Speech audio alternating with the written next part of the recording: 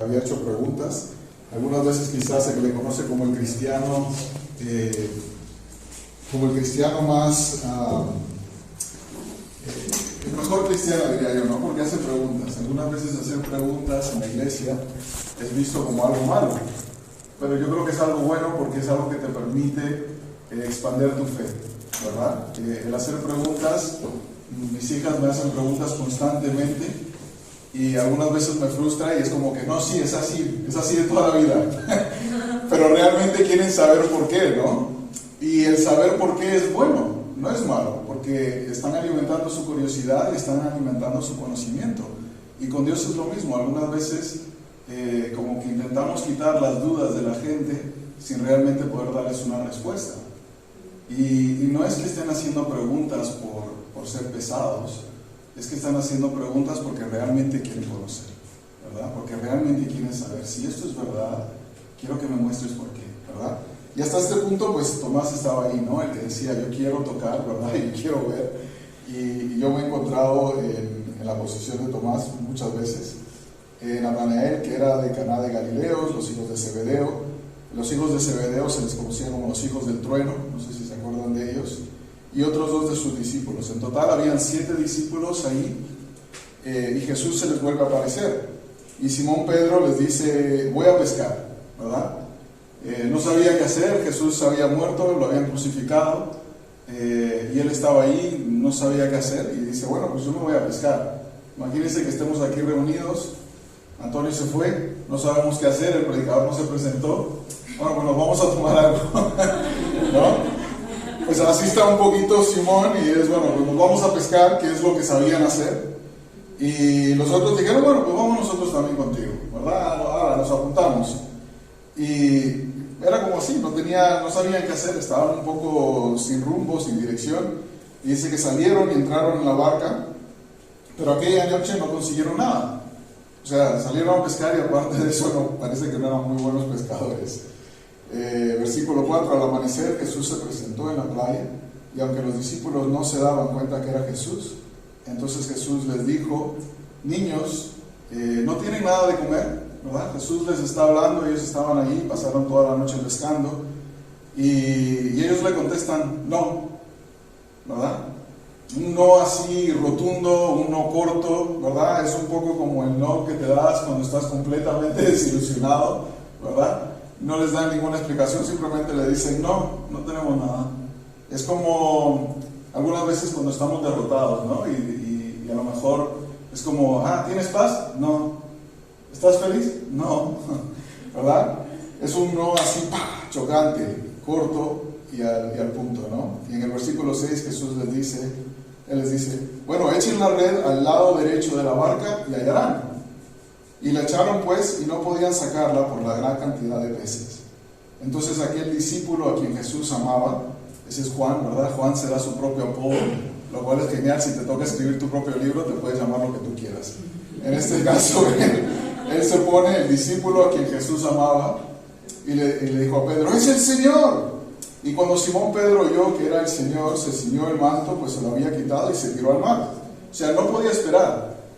Pedro en ese momento no podía esperar la realidad que había visto a Jesús. Y es interesante porque la misma manera que vemos aquí es la misma manera en la que Jesús llama a Pedro por primera vez, ¿verdad? No sé si ustedes se acuerdan, me parece que está en el capítulo de Marcos, en alguna parte, y Jesús lo llama de la misma manera. Había pasado todo el día pescando, no había podido pescar nada, y entonces Jesús lo llama y le dice, oye, pues echa tu red al lado, no sé qué, y terminan pescando no sé cuánto, que necesitan 2 barcas, ¿verdad? Es la misma manera, y en este caso, pues Juan reconoce, este hombre ha hecho exactamente lo mismo que Jesús había hecho cuando nos llamó hace 3 años, ¿verdad?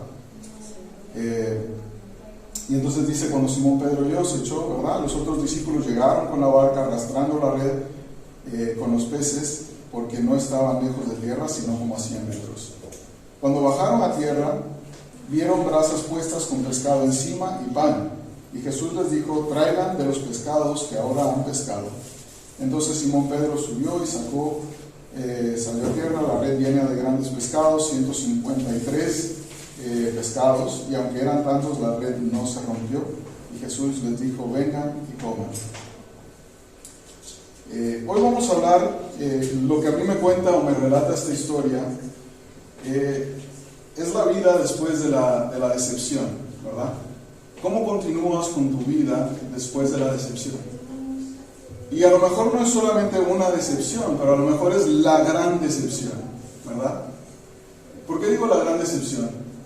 Creo que en cada uno en nuestra vida hemos tenido algún obstáculo o varios obstáculos, pero siempre hay uno que realmente ha creado una cicatriz en nuestro corazón. Hay alguna gran decepción que nos ha llevado hasta un punto en el que tú dices, de esta no sé cómo voy a salir, de esta no sé cómo puedo seguir adelante, de esta no sé cómo puedo enfrentar a mis hijos, de esta no sé cómo voy a seguir adelante. Y esa es la decepción que estos discípulos habían tenido después de ver a su Cristo crucificado, ¿verdad? Y el hecho de que hayan estado ahí pescando, hasta cierto punto es como un rechazo de la gran comisión que habían recibido, ¿verdad? Porque no habían salido y no habían ido a testificar como se suponía que deberían de haberlo hecho, sino que los encontramos aquí pescando como no sabían qué hacer, no sabían a dónde ir. Estaban tan decepcionados que simplemente volvieron a sus vidas como eran antes de haber conocido a Jesús. Y el resto del capítulo, si tienen la oportunidad de leerlo en casa, se convierte casi en un momento privado entre Pedro y Jesús. Si fuéramos a imaginar un escenario de un teatro, ¿verdad? Es como que si el foco de repente están los otros 7 discípulos, está el mar, está la barca, los 153 peces, y está en una escena, en un spotlight, está Jesús y Pedro, ¿verdad? Y más adelante en ese capítulo, Jesús le pregunta a Pedro 3 veces, ¿me amas? ¿Verdad? Es un pasaje de la Biblia bastante conocido, donde le dice, ¿me amas? Y le dice, sí, me amas, sí. He dicho que sí, ¿verdad? Y quizá no es tanto las palabras que Jesús le está haciendo de me amas, ¿verdad? Pero sino el número de veces que Jesús se las está haciendo, ¿verdad? Y antes de eso, algunos capítulos anteriores, algunas escenas anteriores a esto, vemos que Pedro le había rechazado a Jesús 3 veces, ¿verdad? Y este número 3 aparece por muchas partes, y en este caso específico, es casi como Jesús preguntándole 3 veces para mostrarle a Pedro que yo tengo suficiente gracia para cubrir tu rechazo. Por cada vez que tú me rechaces, yo te voy a mostrar misericordia. Por cada vez que tú me rechaces, yo te voy a mostrar mi amor, ¿verdad? Y era como que Pedro no tenía, es como Jesús diciéndole, no tienes suficientes rechazos hacia mí que yo no tenga gracia para cubrir, ¿verdad? No vas a poder hacer nada que yo no tenga misericordia para cubrir. No vas a poder ir tan lejos que yo no pueda ir y llegar a ti. Si lo vemos así, Jesús ya se había aparecido 2 veces. Él podría haberse ido al cielo y haber estado bien porque ya hizo lo que tenía que hacer, vino, murió, pagó, pero aparece aquí en el capítulo 21 nuevamente llamando a Pedro, diciéndole, oye, necesito que hagas lo que vine a llamarte a hacer, ¿verdad? Y el mensaje algunas veces de la resurrección, para algunos de nosotros se debilita al pensar que el cristianismo es solo para lo que queda en el futuro, ¿verdad? Solamente para el reino y lo que nos espera después. Pero aquí Jesús viene y se aparece en el capítulo 21 para mostrarle a Pedro, necesitas la gracia, necesitas mi misericordia para este momento de ahora, ¿verdad? No solamente para las cosas que nos esperan, pero para poder vivir la vida esta que tenemos hoy, ¿verdad? Y las decepciones y las desilusiones que nos vamos a llevar. Yo no sé cómo llevan ustedes sus vidas, pero yo soy bastante melancólico y bastante emocional. No sé si es algo bueno o algo malo. Algunas veces mi teléfono me lo recuerda, si tienes un iPhone, hay una opción que te muestra memorias y entonces crea algunos álbumes, ¿no? de fotos que has hecho o que has tomado, ¿no? Y algunas veces me pongo súper melancólico cuando veo a mis niñas que tenían 1 o 2 años, o cuando veo fotos de cuando era delgado, ¿no? No se rían tanto, ¿verdad? Y bueno, es un poco te das cuenta, pero también hay cosas que también sufres un poco, ¿no? Hay cosas a gente que has perdido, ¿verdad? Hay cosas en tu vida que ya no son igual como eran. Algunas veces ya no ves la vida con la misma ilusión que la veías antes, ¿no? Ya tus ojos ya no lo ven con esa ilusión, sino que algunas veces tienes un poco ya sesgado el corazón y ves las cosas de una manera más crítica, ¿no? A lo mejor la gente te sonríe en la calle y ya no le sonríes de vuelta, porque a lo mejor alguien te ha hecho daño. A lo mejor alguien se acerca a ti para hacer algo bueno y tú lo rechazas porque piensas, a lo mejor tienen malas intenciones detrás de lo bueno que quieren hacer, ¿no? Y esta decepción que tenía Pedro, no solamente la tenía Pedro, pero la vemos también en Juan el Bautista, ¿verdad? Cuando Juan el Bautista está encarcelado, él manda a uno de sus discípulos a preguntarle a Jesús: ¿eres tú el que estábamos esperando o hay alguien más que ha de venir? ¿Verdad? O sea, Juan el Bautista, el mismo que había visto el Espíritu Santo descender sobre Jesús, en este momento, ¿verdad?, no sabía si realmente Jesús lo iba a sacar de donde él estaba, y efectivamente no, ¿verdad? Y algunas veces en la vida es así, ¿verdad? Y creo que ahí es donde entramos en la fe y la soberanía y el reconocimiento de la soberanía de Dios. Hay cosas que podemos hacer, ¿no?, que Jesús nos llama a hacer, Dios nos llama a hacer, y algunas veces el final de lo que Él nos llama a hacer no tiene un buen aspecto, ¿no? Y eso es muy sencillo, ¿no? Dios es soberano y nosotros no le vamos a manipular con buenas obras, ¿verdad? Yo le puedo dar a Dios todo mi salario y no significa que Dios me vaya a hacer rico, ¿no? Él no tiene por qué hacerlo, no tiene por qué devolverlo, ¿verdad? Porque Él es soberano. Y creo que esas son cosas importantes, ¿no?, que los discípulos tenían que entender. Y cuando vemos nosotros la cruz, ¿verdad? Cuando vemos la cruz, a nosotros nos trae consuelo, ¿verdad? Nos trae una paz el saber de que Jesús derramó su sangre por mis pecados. Y nos trae también una paz el saber de que nosotros no tuvimos que pasar por eso y que todos nuestros pecados y el proceso de santidad que podemos entrar ha sido por esa cruz que vemos, ¿verdad? Por el precio que Él pagó. Sin embargo, cuando los judíos de este tiempo y los discípulos veían la cruz, para ellos representaba la vergüenza, ¿verdad? Imagínate que eres uno de los discípulos y que el Mesías al que tú habías invertido 3 años de tu vida, por el que habías dejado todo atrás, ahora muere crucificado, ¿no? Es la gran decepción del Mesías que habías esperado, ¿no? Para los judíos el Mesías representaba una restauración del reino físico, ¿verdad?, de su momento. Esperaba que se quitaran de Roma y que el reino de Israel tuviera y se pudiera tener un lugar. Por eso es que los hermanos del trueno, ¿verdad?, son los que piden: oye, yo quiero estar a la derecha y a la izquierda, ¿no? Le dicen a Jesús pensando, bueno, este nos va a buscar un puestazo político seguro cuando ascienda al trono, ¿verdad? Y el hecho de que todo esto termine en la cruz, para ellos es una gran desilusión, ¿verdad? Y me pregunto cuántas cosas en nuestra vida nosotros hemos invertido, algunas cosas por cuestión propia, ¿no?, y algunas cosas porque Jesús nos ha llamado a hacerlas, ¿verdad?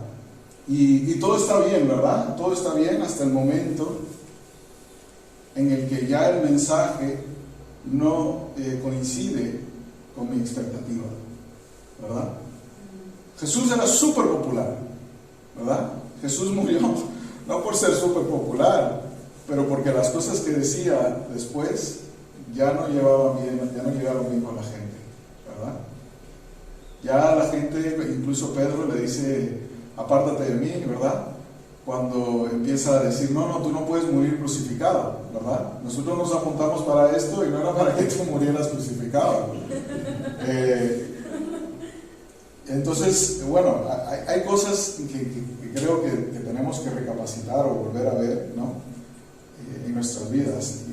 Y vamos a volver un poquito a esto de que Pedro se fue a pescar, ¿verdad? Algunas veces nosotros regresamos a cosas en nuestra vida y no significa que sean malas, ¿verdad? Algunas veces como cristianos pensamos, bueno, no, va a volver a beber, o va a volver a hacer esto, o va a volver a hacer aquello, no. Incluso lo que él estaba haciendo era un oficio, no era nada malo, ¿verdad? Él se fue a pescar, no fue a apuntarse al partido de Roma, no fue a hacer sacrificios a Roma, no, fue a pescar.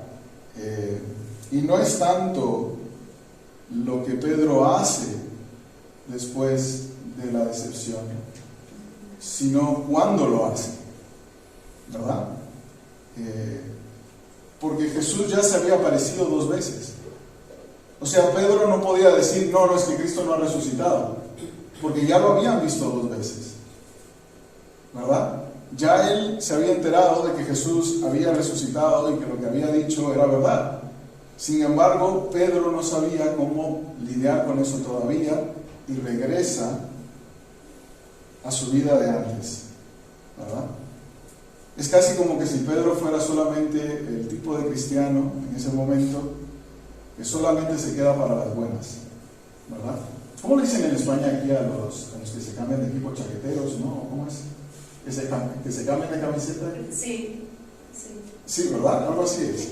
Chaqueteros. Pues un poquito, Pedrito era un poquito chaquetero, ¿no? Estaba para las buenas, pero no para las malas, ¿no? Y Jesús estaba asegurando para que Pedro no se quedara por ese lado.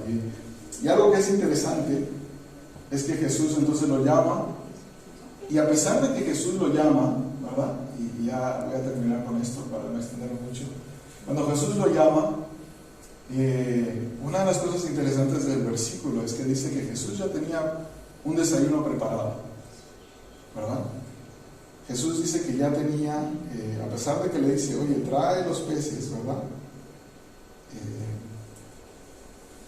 Dice aquí, cuando bajaron a tierra vieron brasas puestas con pescado encima y pan, ¿verdad? Es interesante porque Jesús les pregunta, oye, ¿tienes algo? Y ellos le dicen, no.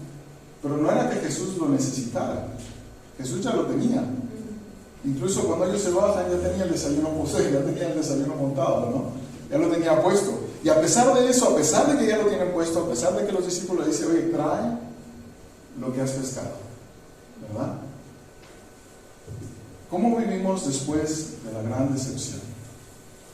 ¿Cómo respondes tú o cómo ha respondido? Pedro se había quedado en bucle, se había quedado trabado, no sabía qué hacer, ¿verdad? Y entonces regresó a hacer lo que siempre hacía.